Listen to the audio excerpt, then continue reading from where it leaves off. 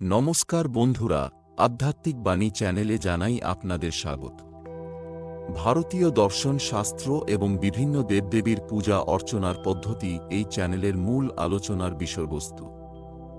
বন্ধুরা, বাঙালিদের একটি বিশেষ উৎসব হল এই মকর সংক্রান্তি। পৌষ মাসের শেষে পালন করা হয় এই মকর সংক্রান্তি। এই দিন সূর্য ধনু রাশির ছেড়ে মকর রাশিতে প্রবেশ করে। তাই এই দিনকে মকর সংক্রান্তি বা উত্তরায়ণ বলা হয়। এই বছর মকর সংক্রান্তি অনুষ্ঠিত হবে 15ই জানুয়ারি। এই দিন স্নান ও দানের এক বিশেষ মাহাত্ম্য রয়েছে। এই দিন দান করলে জীবন থেকে অনেক বাধা ও আর্থিক সমস্যা দূর হয়। তাই বন্ধুরা, মকর সংক্রান্তিতে অবশ্যই কাক ও কুকুরকে এই একটি খাবার খেতে দিন। এই খাবার খাওয়ালে আপনার দুর্ভাগ্য তারা নিয়ে নেবে।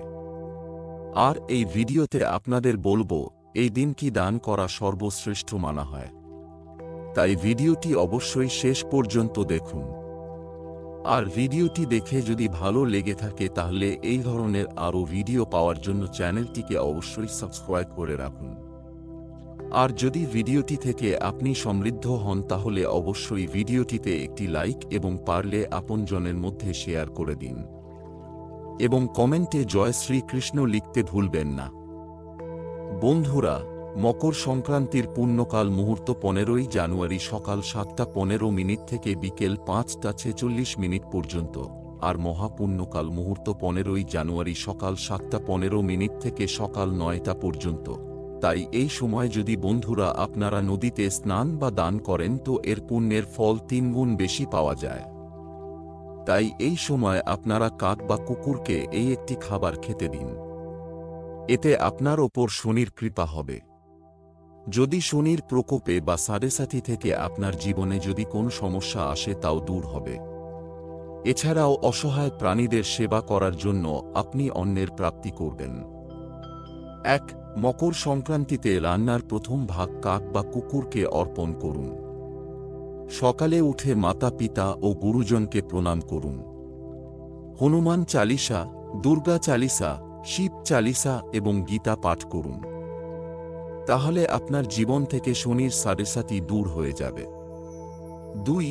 কালো কুকুর, কালো গরু ও কাককে এই মকর সংক্রান্তির দিন রুটি ও গুড় খেতে দিন।